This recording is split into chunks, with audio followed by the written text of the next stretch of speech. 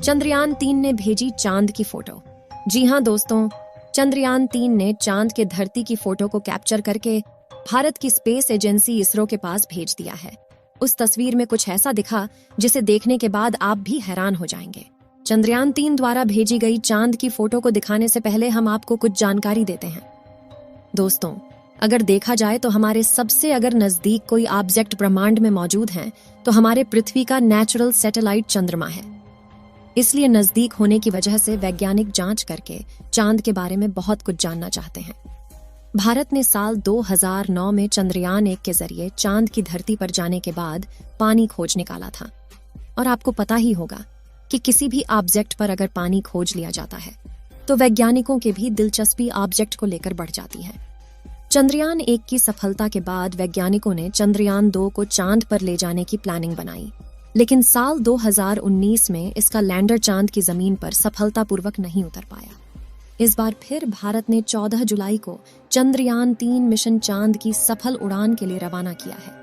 चंद्रयान-3 को आंध्र प्रदेश के श्रीहरिकोटा से सतीश धवन स्पेस सेंटर से लॉन्च किया गया, जिसे पृथ्वी का अंडाकार चक्कर लगाते हुए चांद तक पहुंचना था। इसरो ने 5 अगस्त 2023 को चंद्रमा के ऑर्बिट में चंद्रयान-3 को पहुंचा दिया है। अब चंद्रयान-3 चांद के चारों तरफ 1900 किलोमीटर प्रति सेकंड की गति से यात्रा कर रहा है। चांद के चारों तरफ 170 किलोमीटर इंटू 4313 किलोमीटर के अंडाकार ऑर्बिट में यात्रा कर रहा है। इसी दौरान चंद्रयान-3 ने चंद्रमा के करीब पहुंचकर उसकी कुछ फोटो खींच ली है। चंद्रमा की कक्षा में प्रवेश करने के एक दिन बाद भारतीय स्पेस एजेंसी इसरो ने रविवार के दिन चांद को चंद्रयान-3 द्वारा देखा गया एक वीडियो जारी किया है, जिसे हम आपको इस वीडियो में दिखाने वाले हैं और साथ ही उन फोटो के बारे में आपको रोचक जानकारियां देने वाले हैं।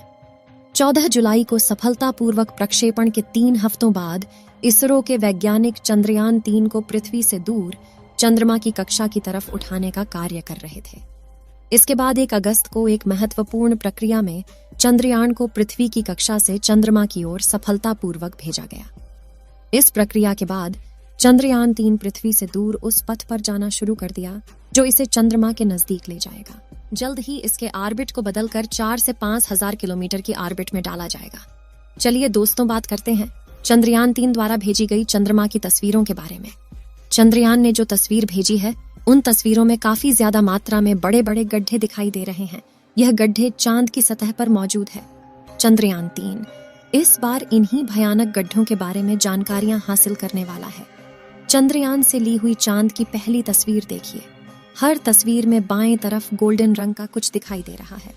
यह गोल्डन रंग चंद्रयान का सोलर पैनल है और सामने चंद्रमा की सतह और उसके गड्ढे दिख रहे हैं। ये हर फोटो में बढ़ते जा रहे हैं। जैसे जैसे चंद्रयान चांद की धरती के नजदीक जा रहा है, वैसे वैसे ये गड्ढे भी बढ़ते जा रहे हैं। इसरो ने चंद्रयान-3 से ली गई चांद की तस्वीरों को रविवार के दिन उसके ऑर्बिट बदलने से 1 या 2 घंटे पहले ही जारी किया था। जानकारी के मुताबिक चंद्रयान-3 ने चांद का चक्कर लगाते हुए कामयाबी से अपना ऑर्बिट भी बदल लिया है। 14 अगस्त की दोपहर में इसे घटाकर 1000 किलोमीटर किया जाएगा। 5वें ऑर्बिट मैन्यूवर में इसे 100 किलोमीटर की कक्षा में डाला जाएगा। 17 अगस्त को प्रोपल्शन मॉड्यूल और लैंडर मॉड्यूल अलग होंगे। 18 और 20 अगस्त को डीऑर्बिटिंग होगी, यानी चांद के ऑर्बिट की दूरी को कम किया जाएगा। लैंडर मॉड्यूल 100 × 35 किलोमीटर के ऑर्बिट में चला जाएगा। इसके बाद 23 अगस्त को शाम 5:47 पर चंद्रयान की लैंडिंग कराई जाएगी। आपको बता दें कि चांद के ऑर्बिट को पकड़ने के लिए चंद्रयान-3 की गति को करीब 3600 किलोमीटर प्रति घंटा के आसपास किया गया था, क्योंकि चंद्रमा की ग्रेविटी धरती की तुलना में 6 गुना कम है।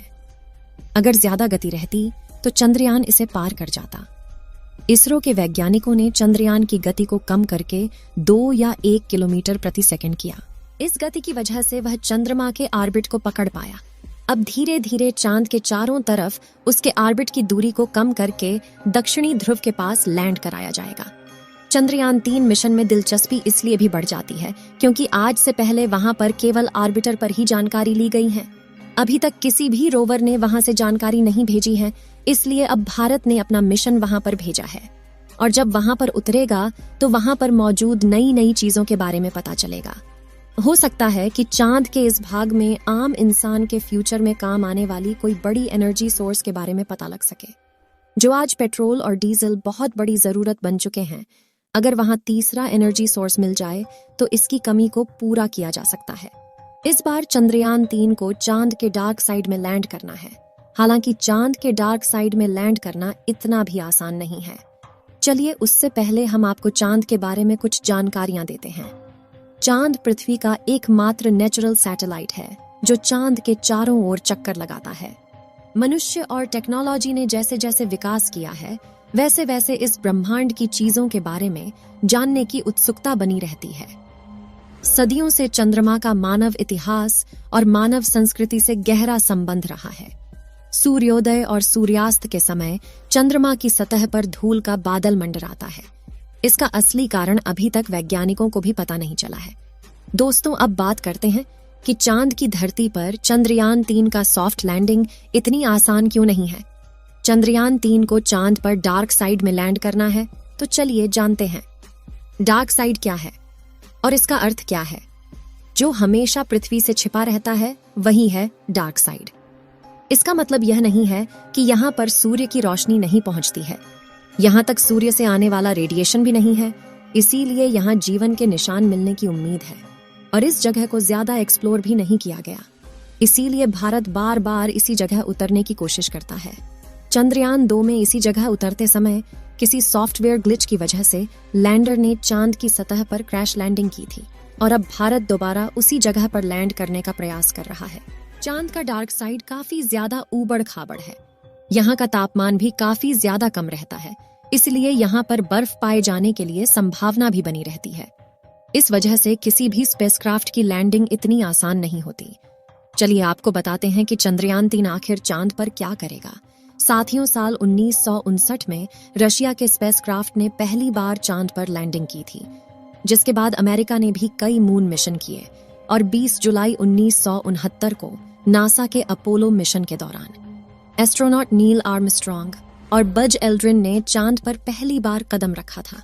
जिसके बाद नासा ने कई मून मिशन किए थे और अपने कुल 12 एस्ट्रोनॉट्स को चांद पर भेजा। एस्ट्रोनॉट्स ऐसे व्यक्तियों को कहते हैं जो पृथ्वी के वायुमंडल से ऊपर जाकर अंतरिक्ष में यात्रा करते हैं और यात्रा के दौरान खोज करते हैं। लेकिन दिसंबर 1972 में अपोलो 17 मिशन के बाद नासा ने अचानक से इंसानों को चांद पर भेजना बंद कर दिया, जिसके लिए उन्होंने कारण दिया कि चांद पर फिलहाल ऐसा कुछ नहीं है जिसकी रिसर्च की जा सके। लेकिन कुछ लोगों का यह भी कहना था कि नासा ने असली कारण को छुपाया है। चलिए आपको कुछ और जानकारी देते हैं। ऐसा माना जाता है कि चांद की धरती में पानी छुपा हो सकता है, और वह भी थोड़ा बहुत नहीं बल्कि पूरे 100 मिलियन टन। इसके अलावा यहाँ पर hydrogen, ammonia, methane, sodium, mercury और सिल्वर जैसे मूल्यवान संसाधनों का खजाना मौजूद हो सकता है, जिसकी खोज करने के लिए ही चंद्रमा पर चंद्रयान 3 मिशन को भेजा गया है। चलिए दोस्तों, इस वीडियो को यहीं पर खत्म करते हैं। इस वीडियो को एक लाइक जरूर करें और अपने मित्रों तक इस वीडियो को शेयर करें ताकि उन्हें भी जानकारी मिल सके। और अपने भरोसेमंद चैनल को सब्सक्राइब जरूर करें और बेल आइकन को ऑल पर सिलेक्ट करना बिल्कुल ना भूलें। मिलते हैं किसी और नॉलेजेबल वीडियो के साथ। वीडियो को अंत तक देखने के लिए धन्यवाद।